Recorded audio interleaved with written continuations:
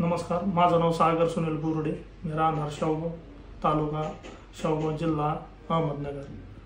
मला 5 वर्षापासून व्हेरिकोज व्हेनचा आपला त्रास होत होता.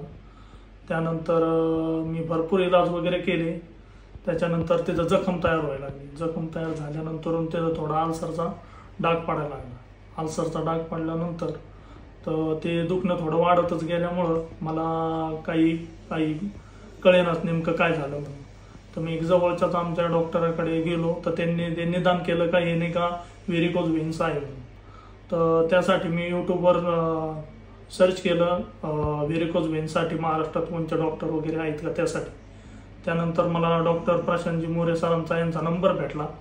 त्याच्यानंतर मी त्यांच्या हॉस्पिटलच्या त्या पत्त्यावर पोहोचलो व त्यानंतर त्यांची मी पुढं ट्रीटमेंट चालू ठेवली.